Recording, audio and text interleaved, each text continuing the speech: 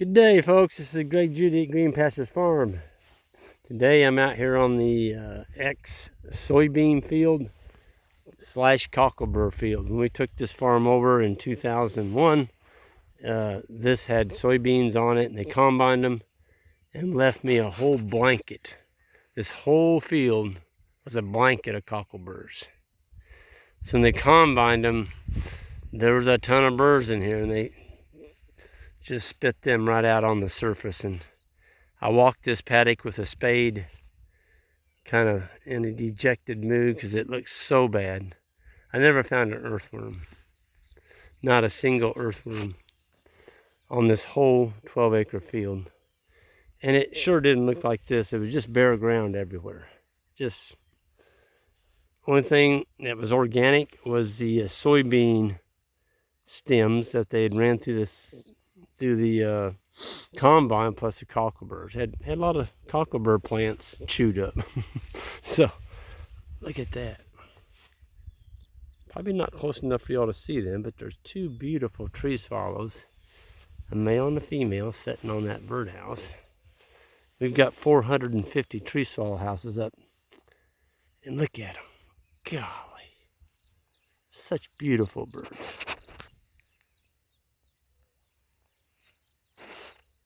Man, I tell you what, I could just sit out here all day and just watch them fly. Those two took off. Oh, there's one back. They're just a gorgeous, beautiful bird. Why do we have 450 tree swallow houses up? Just because we like tree swallows? Well, I do like tree swallows, but they also, an adult pair will eat 8,000 flies a day that are sucking the blood out of your cows. So we're going to go after them with tree swallows. We can get a little closer to this house. Maybe they'll come back here and land. They're flying all over me. The bull mob is coming onto here. We've got see, there's 79 plus another 9. There's 88 bulls in this herd, and they're going to be so happy to be in here. Yeah. Wow. I just love, they're so acrobatic flyers. They just dart and charge up in the air. They make a little tweeting noise. I just love them. Love my tree swallows. Yeah, we're ready to graze, folks. Look at this. That's orchard grass. There's my boot. It's up past my boot, so it's 16 inches tall. I wanted to show you. Took me a while to find it. Now, I stuck my head up there and I did a circle. Oh, there it is.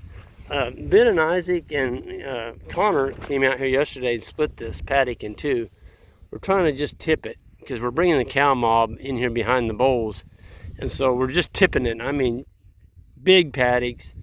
Of course, the bull herd's not as big as the cows, and so they're going to get 6 acres here and then 6 acres over there, and then we're gone back up on the hill over there. So we're really cranking, making sure we don't take too much of the plant.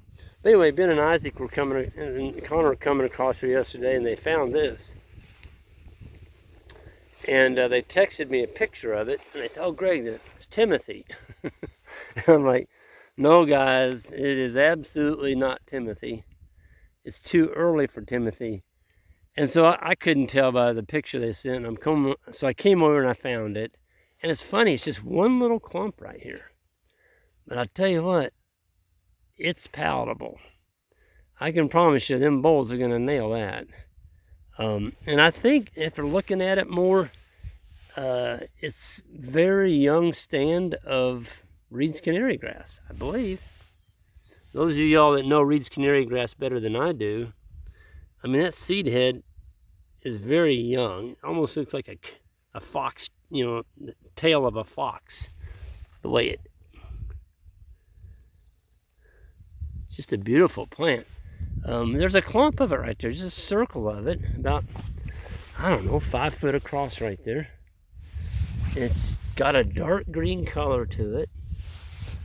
It's just a beautiful plant. And it has a seed head on it already. Well, I know Reed's canary grass is one of the earlier ones to come out in the spring. And I'm pretty sure that's what it is. So the boys just knew they'd found Timothy. I'm like, nope. Nope, no you didn't. Timothy doesn't come out here in Missouri until June. It's the last cool season grass to come out. But they also found this right next to it. And as I just walked out here and I'm like, we never had brome out here before. That's what all this stuff is. These big, wide, succulent leaves, that's brome. And if you look on the back of a brome leaf, I don't want to pick one. I don't want the cows, the bulls to do that. Can you see that? Yep, probably not. It's got a distinct W. Looks like somebody took a magic marker and put W on the back of that leaf. That's a distinction of brome. This is a very, very palatable plant. This one's going to get nailed too. It doesn't have a seed head on it yet. And so it's about 9 inches tall. Cattle are going to come in here, or the bulls are. They're going to nail that one too. It looks like I'm feeding some deer out here because we haven't had any livestock on here. And you can see these plants have been nipped off. That's deer. And, oh, I wanted to show you, this is the paddock that I walked for, I don't know, 30 minutes and we're looking for an earthworm. Couldn't find one. And here's an old manure pad. Let's see if there's any worms under there. Oh yeah. Yeah, there's worms under there. They've almost ate that whole manure pad. It's almost gone. And people say, oh, Greg, you're digging in poo. Folks, all that is processed grass. It's nothing nasty about it. It doesn't even stink. It smells good. But look at this one. This is a little bit newer one. I'm going to show you this one. Look at that. My gosh. Now see, this is one of those, you could count the earthworms in one manure pile, and I bet you're approaching 400 worms. I mean, my gosh. Look at that. They're just lousy in there. Folks, that's what you call biology. Good soil biology. I don't care who the people say about putting all this stuff on our animals and, oh, it doesn't hurt the worms and I've got worms. Well, you may have some worms, but you're not going to have them like that if you're pouring all that crap on your cows. You're just not. You've killed, oh my goodness, look at that. Oh my lands. Look at the earthworms. Holy moly. Oh. Every one of those will produce in his lifetime, which is 7 years. He's going to produce 1.2 million kids. I wonder why I get fired up about earthworms. Folks, that's your future right there. That's your future, staying on your farm, growing grass. We had a soil health class come out here yesterday from Truman State. A bunch of soil biology kids with a professor. At the end of the talk, he asked me, Greg, what part of your farm does soil play an important role in? I'm like, the whole farm. It is the backbone of your farm. If you don't have good soil, folks, you don't have this. And if you don't have this, your manure's not going to break down. You're not going to grow the grass. That's because you're not getting the earthworm castings. You're not getting the recycling of the nutrients back into the land at a quick pace. And I get tickled these people say, oh, you got to drag your pastures. You got to drag your pastures or the cows won't eat that grass. Bull malarkey. Somebody's fed them a lie. I promise you, these cows, when you come in here, they're going to eat all this. If you put them in tight enough, they'll eat the top third of it and you move them. This all had manure on it, folks. This is where we had winter stockpile. This was all covered in manure. They're gonna eat it. You don't need to drag your pastures. It's a waste of time. It's a waste of fuel. Take that time and do something important with it. Like move your cows. Move your cows or your sheep. Or get some water points out. I have people say, oh, but Greg, I can't move them. I don't have any water. Well, get out there and put some water out there.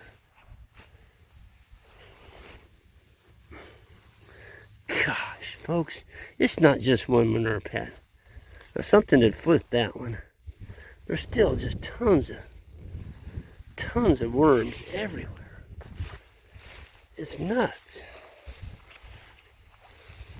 As you can tell, this orchard grass got frosted. We got down to 32 the other night, and it's got a brown tip on it. So it got its little head burned by the frost. And this is Friday. They're talking for snow here on Tuesday. I don't think it's going to amount to anything, but you know, if it snows, it's got to get cold enough that snow comes down. So yeah, that's probably going to slow our grass up a little bit. But man, do we have it. So those of you all that have cropland and you want to convert it to grass, this is what it looks like. You can do it. It just takes a little time. Oh gosh, look at that. Oh, the opposite of what we're doing. There's a green Steiger 4-wheel drive, probably a 500 horse tractor, 40-foot disc. I can't believe people are still discing. I think you're going to get a good picture of him. He's going to come down F right here. And yeah, they've already put the Roundup out, spraying Roundup, or you know, some kind of glyphosate on this field to kill the weeds. And now they're going to come in here and disc it. Here he comes. Is he going to come my way?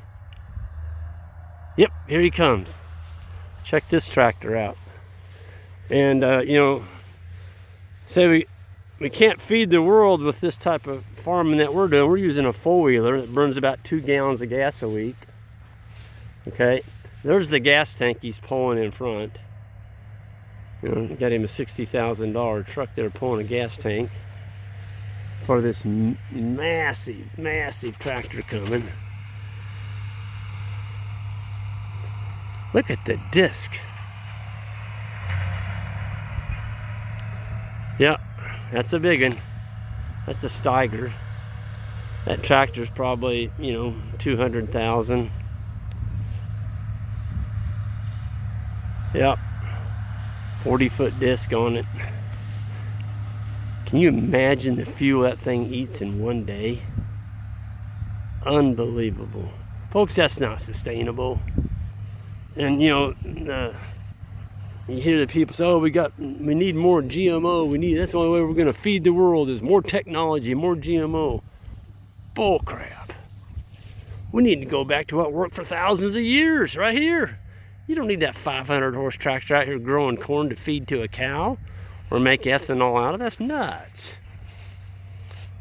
It's not sustainable. It absolutely is not. And with our current energy picture now, where we've shut off drilling and all oil production in the United States is pretty much dead, guess what you're going to be filling your cars with here shortly? Probably $4 to $5 a gallon.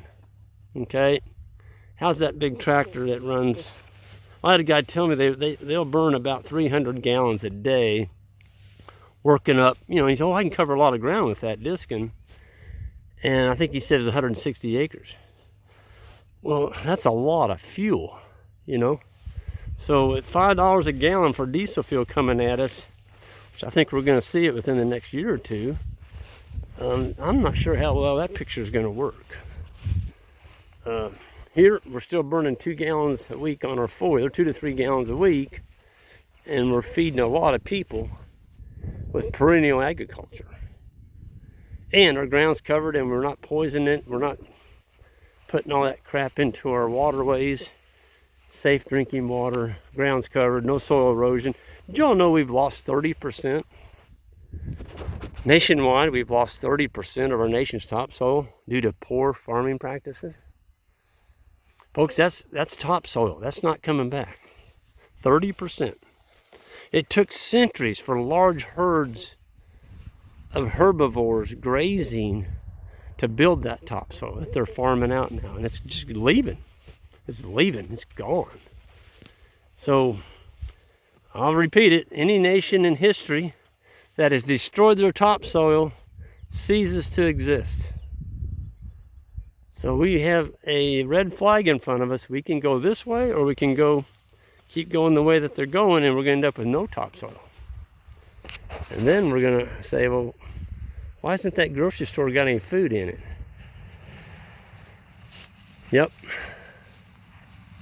It just doesn't make any sense. But anyway, I just want to point out the differences between food production. This is pretty much sustainable, regenerative type. We're building soil.